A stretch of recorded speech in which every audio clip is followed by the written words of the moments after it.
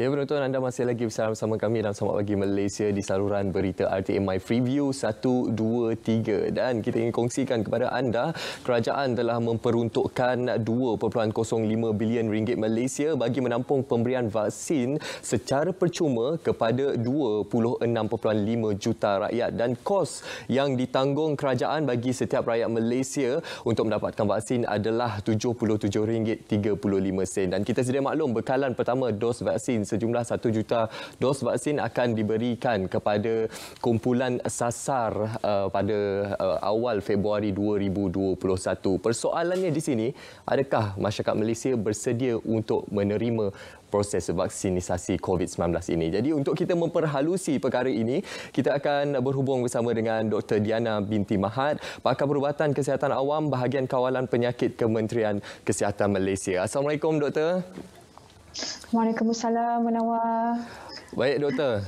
Semalam Yang Amat Berhormat Perdana Menteri Tan Sri Muhyiddin Yassin mengumumkan akan menjadi antara individu terawal untuk menerima vaksin COVID-19. Jadi untuk permulaan ini, bagaimana Doktor melihat sejauh mana ketersediaan masyarakat terhadap penerimaan vaksin COVID-19 ini? Okey, seperti tahu macam apa yang Perdana Menteri kita dah terangkan Munawar, kita akan dapat bekalan vaksin yang untuk menampung keperluan lebih kepada 70% populasi Malaysia lah, ataupun 23 juta populasi. Okey, kalau macam untuk vaksin ni sebenarnya, kalau kita bersama dengan MOSTI, KKM bersama dengan MOSTI, kita ada menubuhkan satu jawatankuasa khas yang kita namakan jawatankuasa khas jaminan akses vaksin COVID-19. Kenapa kita tubuhkan jawatankuasa ini adalah untuk memastikan Malaysia ataupun negara kita mendapat akses kepada bekalan vaksin. Okey, dia kalau cakap tadi kita nak 23 juta. So kita bila kita dah berunding itu, tak semestinya kita akan dapat 23 juta tu at one shot ataupun dalam masa sekaligus. So kita sebab tu kita dah mengadakan beberapa rundingan beberapa cara yang kita kena pasti. Yang pertamanya, kita ada buat bersama dengan syarikat, kita collaboration dengan syarikat pengeluar, contohnya syarikat Pfizer ataupun syarikat AstraZeneca untuk mendapat bekalan akses. Dan untuk seperti yang PM dah bagi tahu, melalui rundingan terus bersama syarikat farmasi ni, kita dapat macam Pfizer dapat membekalkan lebih kurang 20% daripada populasi rakyat Malaysia. Dan kita tahu PM baru umum semalam AstraZeneca another 10%, which is kita dah dapat 30%, dan another 10% kita akan dapat daripada penyertaan Malaysia dalam COVAX facility.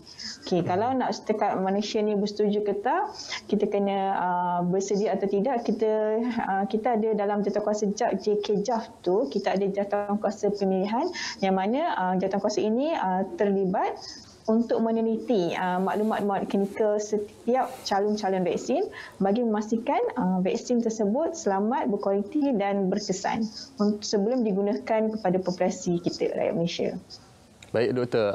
Tempoh sebelum kita menerima bekalan 1 juta dos vaksin yang pertama pada awal Februari ini adalah tempoh yang cukup singkat. 2 bulan sahaja lagi. Jadi, apa antara inisiatif daripada pihak Kementerian Kesihatan Malaysia untuk kita memberi kesedaran dan juga untuk kita meningkatkan keyakinan masyarakat terhadap proses vaksinisasi COVID-19 ini? Okey, seperti cakap tadi kan, kita ada jawatankuasa, so kita nak memastikan yang kita dapat akses, dan kita nak memastikan macam kita tahu tadi, vaksin tadi ada beberapa jenis. Ada yang vaksin mRNA, ada yang vaksin menggunakan inactivated virus. Okey, macam vaksin mRNA pula memerlukan ultra low freezer. So kita dekat KKM seperti saya maklumkan, kita dah mula awal kita berunding dengan syarikat untuk memastikan persediaan rapi dilakukan. Contohnya macam untuk vaksin-vaksin ultra low freezer, kita dah macam kita buat rundingan dengan syarikat. Kita dalam proses untuk mengenal di mana kita boleh tempatkan pusat-pusat penyimpanan ataupun freezer, ultra low temperature freezer ni di satu tempat pusat penyimpanan, dan kita akan decide di mana kita hendak memastikan tempat vaksinasi. Okey, kalau macam untuk ni kita juga teruskan memberi risiko komunikasi. Kita bagikan hebahan, awareness, kita war-warkan apakah kebaikan vaksin, macam tu kita bagi tahu, dan kita nak rakyat tahu yang apa-apa vaksin yang kita akan berikan dalam untuk vaksin COVID-19 ia adalah selamat, berkualiti dan berkesan lah. Maksudnya memang setiap vaksin itu kita macam contoh PM dah umumkan Pfizer kita dapat 2% ataupun untuk menampung 64 juta populasi Malaysia.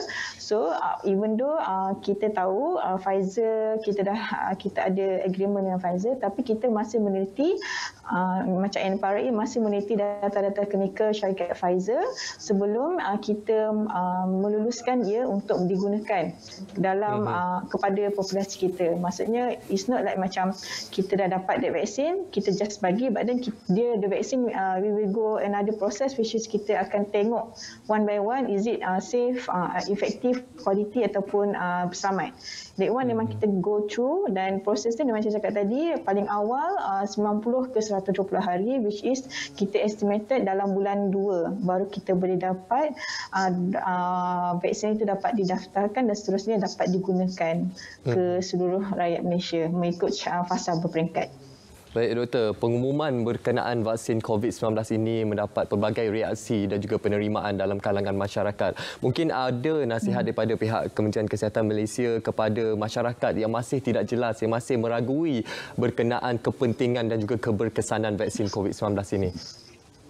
Okey, macam saya cakap tadi, sebab kita akan memilih vaksin ni bukan kita deal dengan syarikat and then terus dapat, tapi kita akan meneliti calon-calon vaksin itu untuk memastikan all those vaksin yang kita akan gunakan itu ialah selamat, berkualiti dan berkesan. So kita seperti yang kita punya Ketua Pengarah Kesihatan telah umumkan, kita tak ada proses macam dekat negara luar diorang menggunakan sebagai emergency use sebab dah pandemik ataupun kes sangat tidak terkawal, tetapi di Malaysia kita gunakan pendekatan sebagai untuk objektif kita bagi ni untuk mengurangkan mortaliti dan morbidity kes sakit COVID dan juga untuk menghentikan rangkaian penyakit COVID. So sebab tu kita bagi, dan bukan untuk kegunaan kecemasan. Maksudnya kita akan daftar seperti mana dengan proses yang sama dengan ubat-ubat atau vaksin-vaksin yang lain. Cuma kita percepatkan proses, which mean kita bagi prioritize kepada vaksin COVID-19.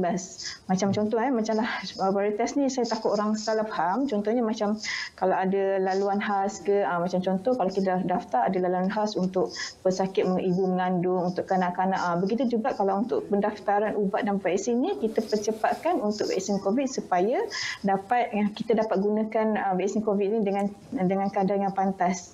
Macam tu saja.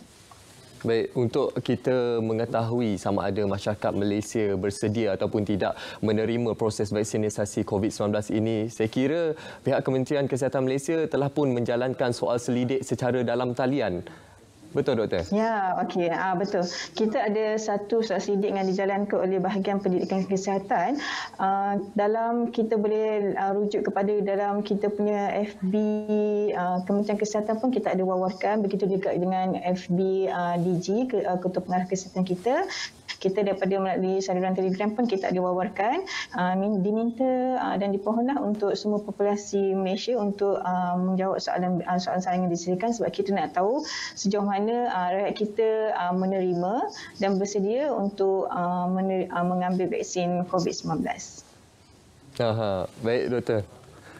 Kita sedia maklum bahawa proses vaksinisasi ini sememangnya sangat penting untuk negara kita, untuk kita menepani cabaran ataupun risiko jangkitan COVID-19 daripada terus membelenggu kehidupan sosial dan juga ekonomi negara. Mungkin sedikit nasihat daripada doktor sendiri kepada masyarakat secara umumnya berkenaan vaksin COVID-19 yang akan tiba nanti. Okey, sebenarnya kalau kita cakap pasal vaksin ni, sebenarnya vaksin adalah bertujuan untuk kalau kita bagi vaksin dan badan kita akan membentuk antibody yang spesifik untuk melawan penyakit COVID-19 dalam konteks vaksin COVID-19. Maksudnya bila kita ambil, kita dapat immunity terhadap vaksin terhadap COVID-19. So andai kata pada masa yang akan datang kita terkena penyakit COVID, sebab kita tak tahu kalau kita kena ni mungkin kita akan sakit ataupun kena sampai bantu alat pernafasan, masuk ICU ataupun boleh menyebabkan kematian. So kalau dengan vaksin dia boleh memberikan tindak balas imuniti kepada memberikan tindak balas bagaimana kita membentuk antibody, maksudnya tanpa kita mengalami jangkitan. Maksudnya dengan vaksin kita dapat membentuk sistem antibody badan kita sendiri berbanding dengan kita terkena penyakit COVID yang kita tidak pasti sama ada kita will survive. Will survive maksudnya kita macam tu So maksudnya jangan takut untuk mengambil vaksin sebab kita akan pastikan vaksin yang kita akan berikan kepada populasi kita ialah selamat, berkesan dan berkualiti. InsyaAllah. Baik, terima kasih kita ucapkan kepada Dr. Diana Mahal, Pakar Perubatan Kesihatan Awam, Bahagian Kawalan Penyakit Kementerian Kesihatan Malaysia atas perkongsian itu tadi. Jadi